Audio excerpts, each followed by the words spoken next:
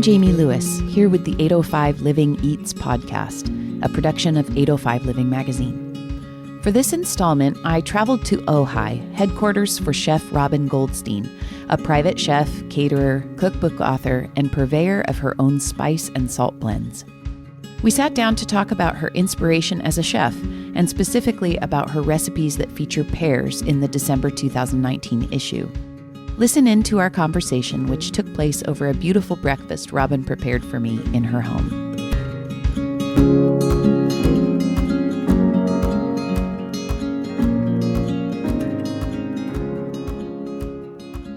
I'm with Robin Goldstein in her home in Ojai.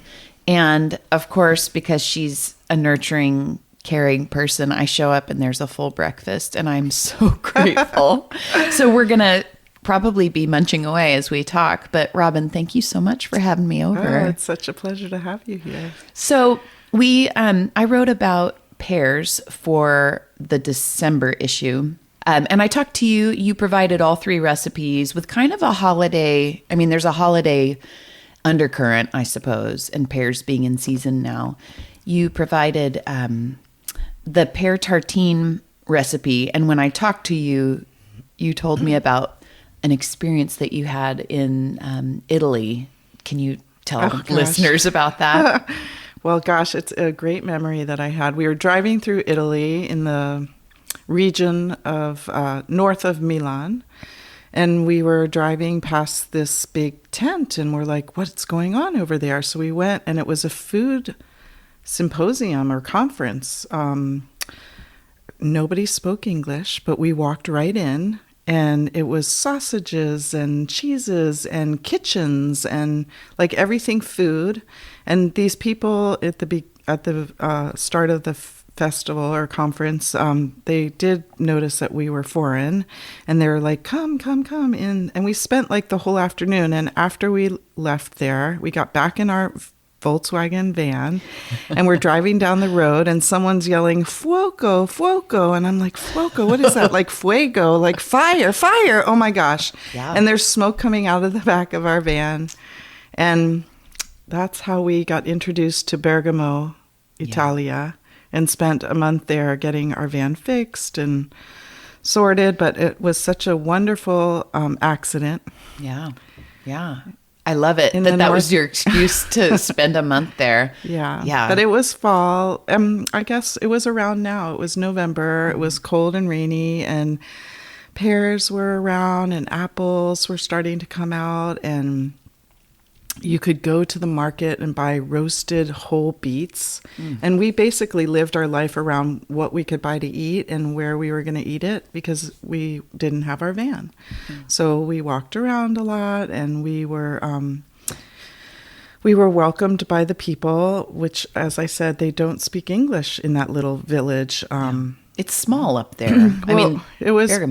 Bergamo is an actual bigger town, but we lived in a village called Ville d'Alme, and I just can close my eyes and visualize that. Yeah, I bet. And so much of what you make is very Mediterranean based. And I know you said you lived in Spain for a time. Yeah. Way before I lived in Europe, I just tended to go towards that style of food and that style of eating too, diet-wise.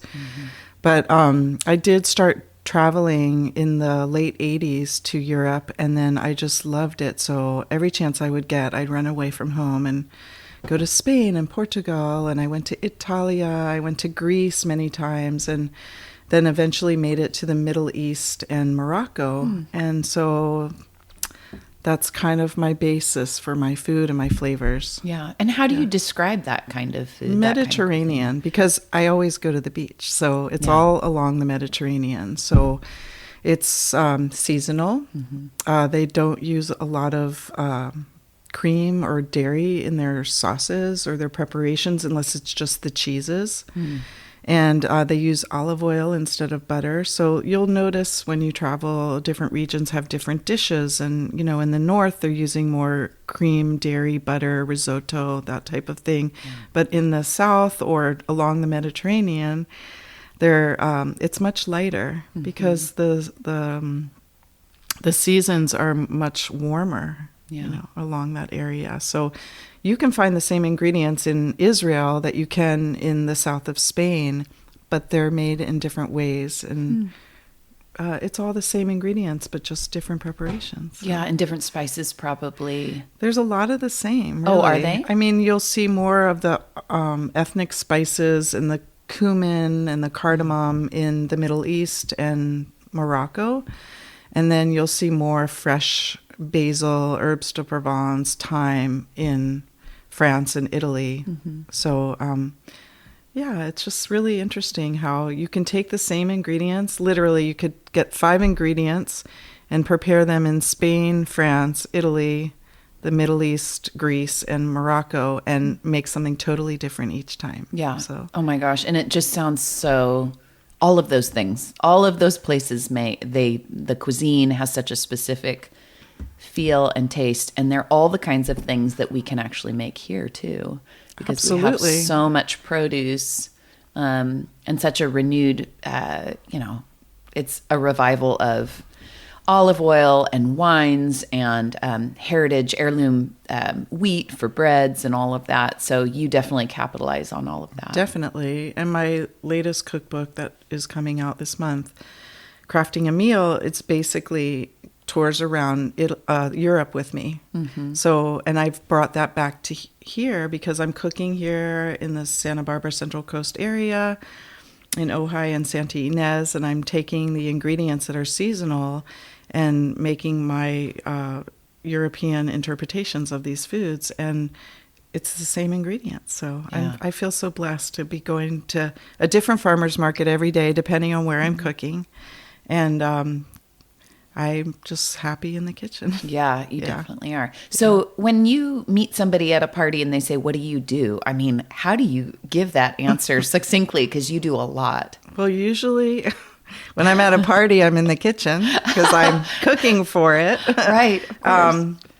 But I really have 2 businesses. I'm a chef for many, many years, 38 years now. Gosh, that's a long time. And then I also have a product line. So I just basically say I have 2 businesses, my chefing business and my products. And I'm really wanting to segue into the product, producing more products, creating a bigger line, distributing it across the nation, and doing more demos and presentations and classes. And I'm not going to get out of the kitchen, I don't think, but to do the weekly parties and meals and things like that, I'm segueing out of that. Yeah. To kind of go to a different level, I guess. Yeah. And your spice blends and your salts. I love the concept of a taste of Ojai, a taste of Santa Barbara. How do you decide what those tastes are? Well, I decided 5 years ago, after I'm always cooking with fennel, pink peppercorns, and lavender because they grow around here.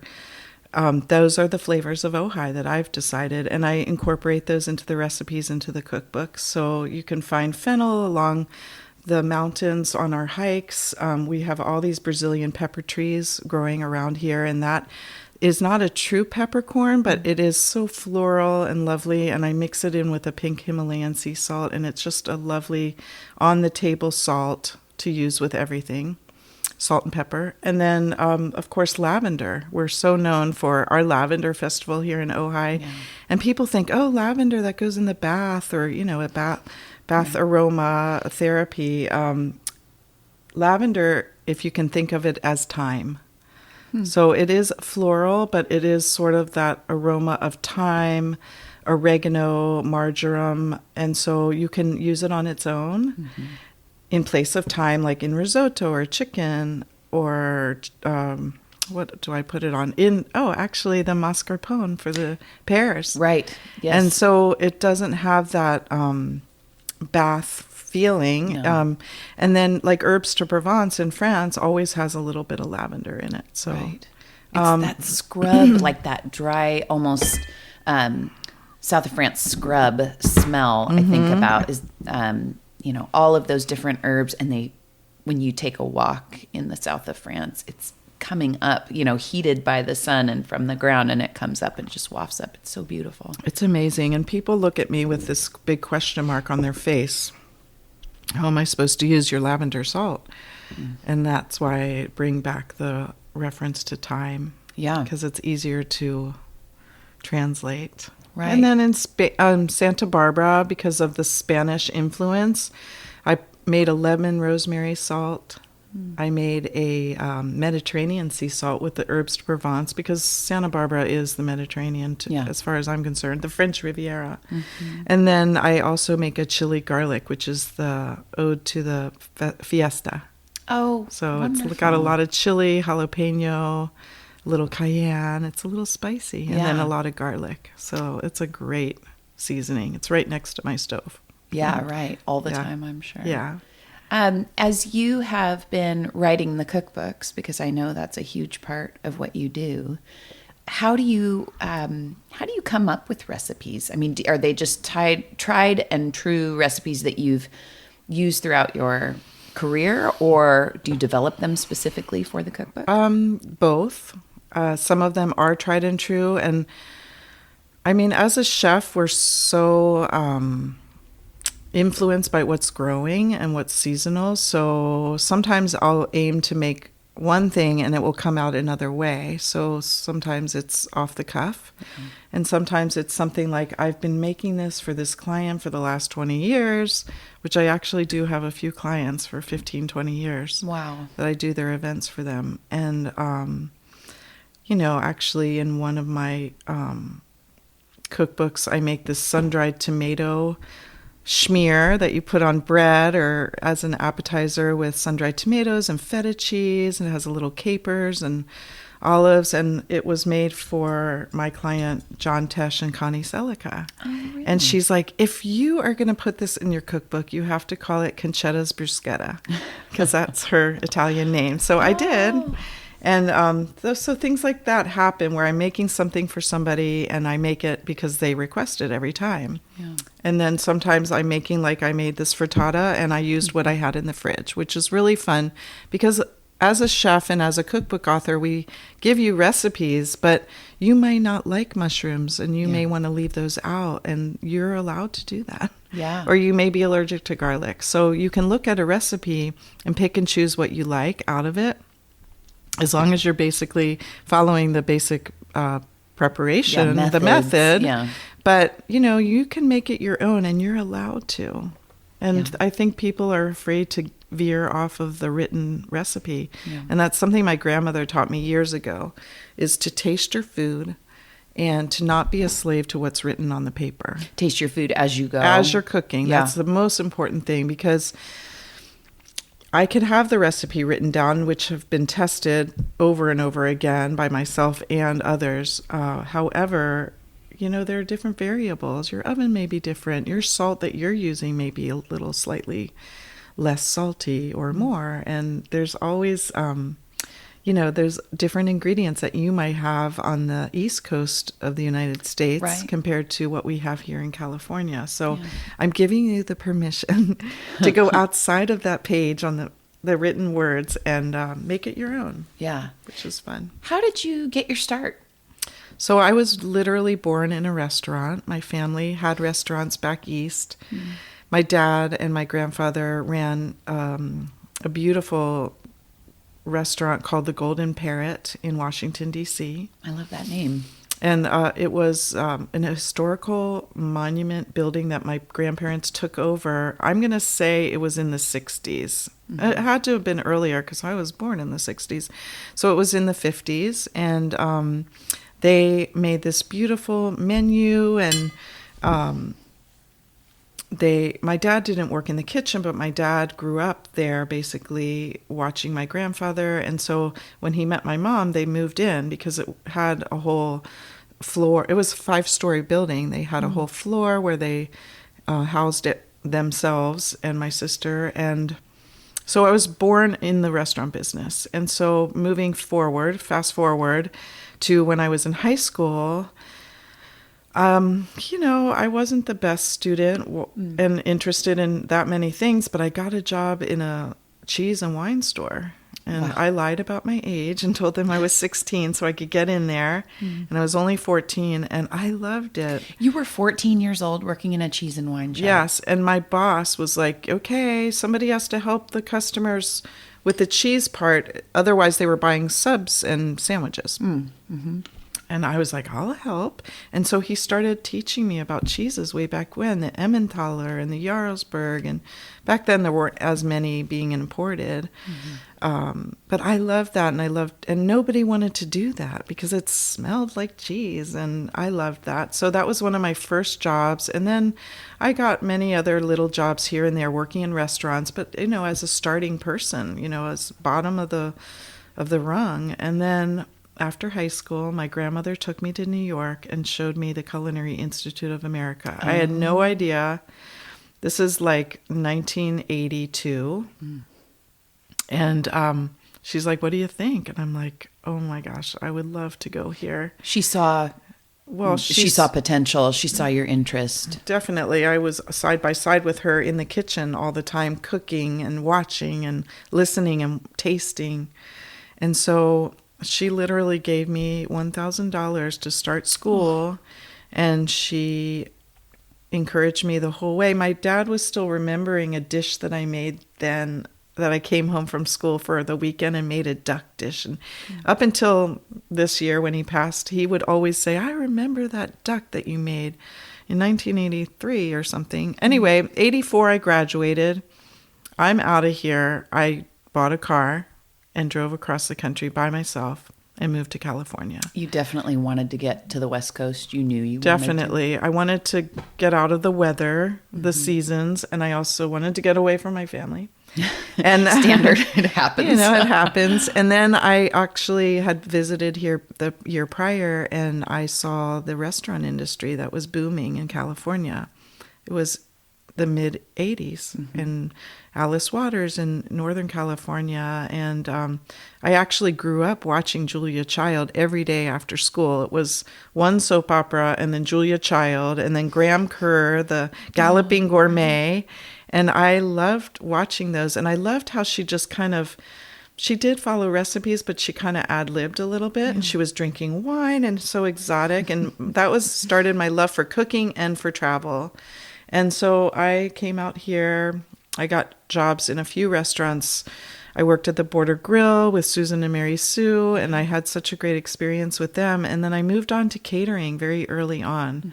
And I worked for a number of catering businesses until I started my own personal private chef business and catering company. Yeah. So wow. It sounds like you're dyed in the wool. You definitely. Are. Yeah. I can't get out of it. No, I love it.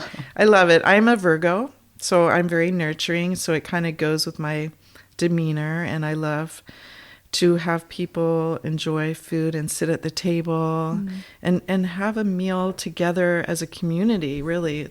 Everyone's rushing here and there. Yeah, true. No one's really cooking that much anymore. Actually, there's a little resurgence of that, I think.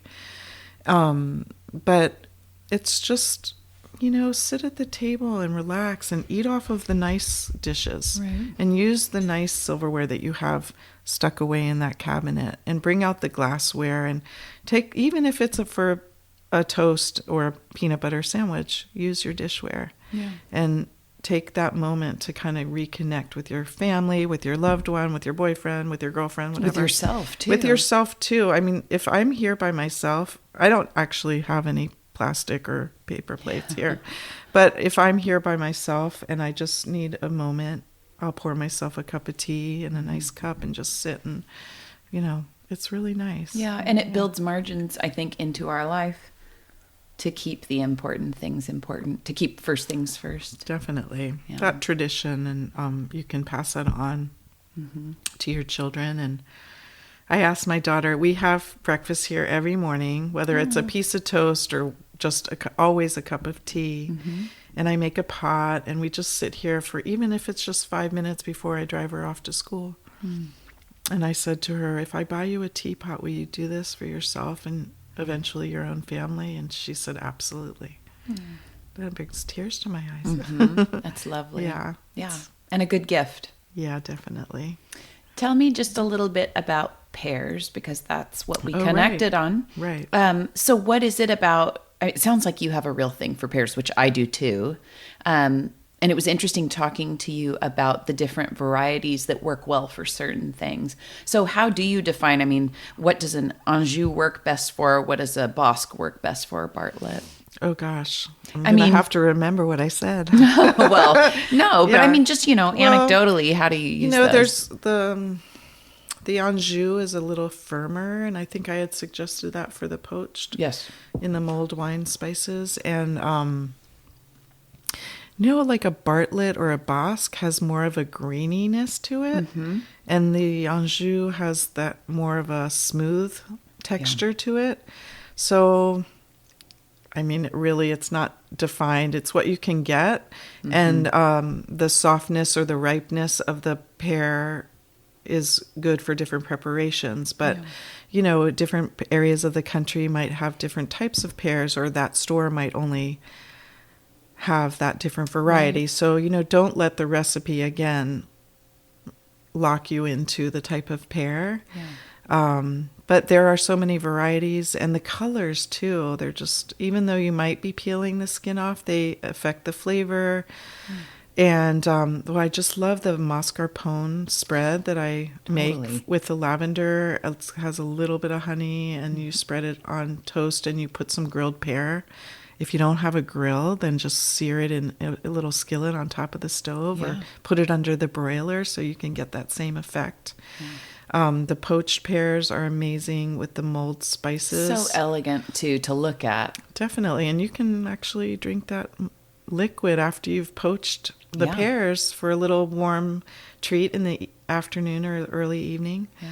And what was the third recipe? The mostarda. The mostarda. Yeah. So that's kind of a take from Italia. Usually they use citrus in those recipes, but you can find an apple, or actually I kind of made it up with the pear. Yeah. And it's sort of a cross between a chutney and a salsa, really, if you will, like or marmalade, relish. Yeah. And they make those a lot there. And actually a lot of different countries in Europe make those type of things, because what they're doing is using the fresh ingredients and putting it up so that they have it for the winter. Yeah. And, years ago, they didn't have the little markets everywhere to go to. So they're making what they grow and putting it up. And it's great with meats and cheeses, a charcuterie board, and wintry foods. I mean, definitely. I think about, the fact that you can preserve that means that when you're having, pork chops or, I don't know, there's a number of things, sausage or then some ham or some prosciutto. Yeah. There's a lot of, in Italy, where we caught on fire, fuego, there was a bar that we would go to. We had our dog with us, so we had to just go to certain places.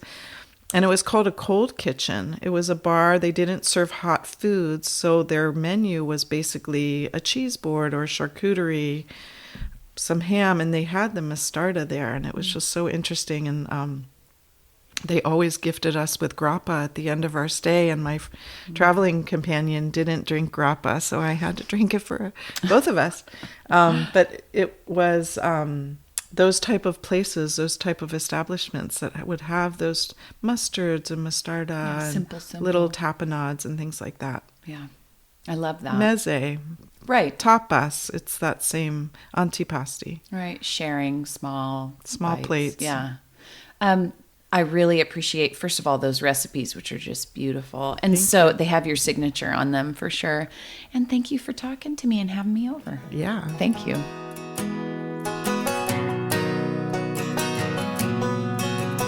That's it for this installment of the 805 Living Eats podcast.